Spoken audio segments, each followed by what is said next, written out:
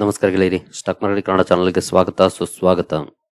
ಗೆಳೆಯರಿ, ವಿಡಿಯೋದಲ್ಲಿ ಇವತ್ತು ನಮ್ಮ ಮಾರ್ಕೆಟ್ ಅಲ್ಲಿ ಸುದ್ದಿಯಲ್ಲಿರುವಂತಹ ಇಂಪಾರ್ಟೆಂಟ್ ಶೇರುಗಳ ಬಗ್ಗೆ ತಿಳ್ಕೊಳ್ಳುವಂತ ಪ್ರಯತ್ನ ಮಾಡೋಣ. ಹಾಗೆ ಇವತ್ತಿನ ನಮ್ಮ ಮಾರ್ಕೆಟ್ ಪರ್ಫಾರ್ಮೆನ್ಸ್ ಬಗ್ಗೆ, ನಮ್ಮ ಗಿಫ್ಟ್ ನಿಫ್ಟಿ ಯಾವ ರೀತಿ ಇಂಡಿಕೇಶನ್ ಕೊಡ್ತಾ ಇದೆ, ಏಷ್ಯನ್ ಮಾರ್ಕೆಟ್ಸ್ ಯಾವ ರೀತಿ ಟ್ರೇಡ್ ಆಗ್ತಿದಾವೆ, ಪಾಸಿಟಿವ್ ಇದೆಯಾ ನೆಗೆಟಿವ್ ಇದೆಯಾ ಅದನ್ನು ಕೂಡ ತಿಳ್ಕೊಳ್ಳೋಣ.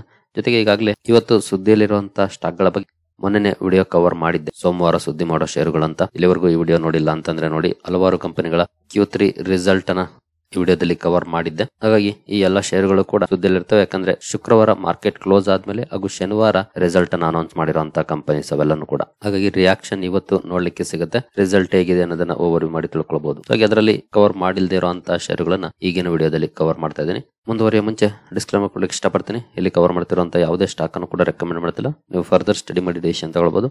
ಆಸ್ ಎ ಎಜುಕೇಶನಲ್ ಪರ್ಪಸ್ ನಾನು ಈ ವಿಡಿಯೋ ನಿಮ್ಮ ಮುಂದೆ ತರ್ತಾ ಇದ್ದೀನಿ. ಹೇಳಿದ್ರೆ ಮೊದಲನೇ ಸ್ಟಾಕ್ ಅನ್ನು ನೋಡಿದರೆ JSW ಎನರ್ಜಿ ಸುದ್ದಿಯಲ್ಲಿರುತ್ತೆ.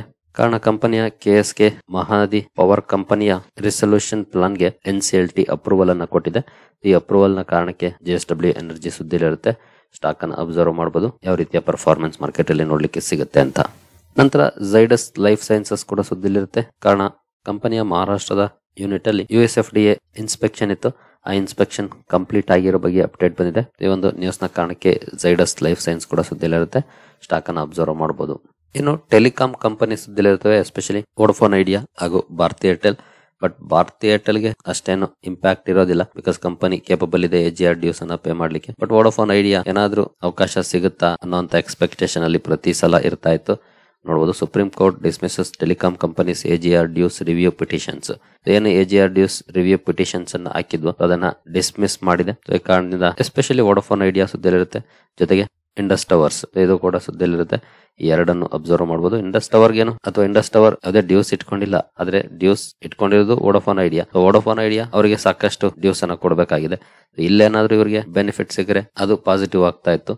ಹಾಗಾಗಿ ಆ ಕಾರಣದಿಂದ ಎರಡು ಸ್ಟಾಕ್ ಗಳನ್ನ ಅಬ್ಸರ್ವ್ ಮಾಡಬಹುದು, ಯಾವ ರೀತಿ ಪರ್ಫಾರ್ಮೆನ್ಸ್ ಬರುತ್ತೆ ಅಂತ. ಇವನ್ ಭಾರತಿ ಏರ್ಟೆಲ್ ಅನ್ನು ಕೂಡ ಅಬ್ಸರ್ವ್ ಮಾಡಬಹುದು. ನಂತರ ಯೋನೋ ಮಿಂಡಾ ಕೂಡ ಸುದ್ದಿಯಲ್ಲಿರುತ್ತೆ. ಕಂಪನಿ ತನ್ನ ಜಾಯಿಂಟ್ ವೆಂಚರ್ ಅಲ್ಲಿ Uno Minda EV systems Friwo GmbH ಅಲ್ಲಿ 49.9% ಸ್ಟೇಕ್ ಅನ್ನು ಅಕ್ವೈರ್ ಮಾಡುವಂತ ನಿರ್ಧಾರವನ್ನು ಮಾಡಿದೆ. ಈ ಒಂದು ನ್ಯೂಸ್ ನ ಕಾರಣಕ್ಕಾಗಿ ಯೋನೋ ಮಿಂಡಾ ಕೂಡ ಸುದ್ದಿಯಲ್ಲಿರುತ್ತೆ. ಈ ಸ್ಟಾಕ್ ಅನ್ನು ಕೂಡ ಅಬ್ಸರ್ವ್ ಮಾಡಬಹುದು, ಯಾವ ರೀತಿ ರಿಯಾಕ್ಷನ್ ಈ ನ್ಯೂಸ್ ಗೆ ಸಂಬಂಧಪಟ್ಟಂತೆ ಸ್ಟಾಕ್ ಅಲ್ಲಿ ಇರುತ್ತೆ ಅಂತ. ನಂತರ BHEL ಕೂಡ ಸುದ್ದಿಯಲ್ಲಿರುತ್ತೆ. ಬಿಗ್ ನ್ಯೂಸ್ ಬಂದಿದೆ ಅಂತಾನೆ ಹೇಳ್ಬೋದು BHEL ಗೆ. ಕಾರಣ ಕಂಪನಿಗೆ 6,700 ಕೋಟಿ ಆರ್ಡರ್ ಸಿಂಗರೇಣಿ ಕಾಲರಿಸ್ ಕಂಪನಿಯಿಂದ ಸಿಕ್ಕಿರೋ ಬಗ್ಗೆ ಅಪ್ಡೇಟ್ ಬಂದಿದೆ. ಈ ಒಂದು ನ್ಯೂಸ್ ನ ಕಾರಣಕ್ಕಾಗಿ BHEL ಕೂಡ ಸುದ್ದಿಯಲ್ಲಿರುತ್ತೆ. ಈ ಸ್ಟಾಕ್ ಅನ್ನು ಕೂಡ ಅಬ್ಸರ್ವ್ ಮಾಡಬಹುದು, ಯಾವ ರೀತಿಯ ಪರ್ಫಾರ್ಮೆನ್ಸ್ ಬರುತ್ತೆ ಅಂತ. ನಂತರ ಝೆನ್ ಟೆಕ್ನಾಲಜೀಸ್ ಸುದ್ದಿಯಲ್ಲಿರುತ್ತೆ. ಕಾರಣ ನೀವು ಇಲ್ಲಿ ನೋಡಬಹುದು, Zen technologies invest in Vector Technics and Bhairav robotics to strengthen defence capabilities. ಈ ಒಂದು ನ್ಯೂಸ್ ನ ಕಾರಣಕ್ಕಾಗಿ ಸುದ್ದಿಯಲ್ಲಿರುತ್ತೆ.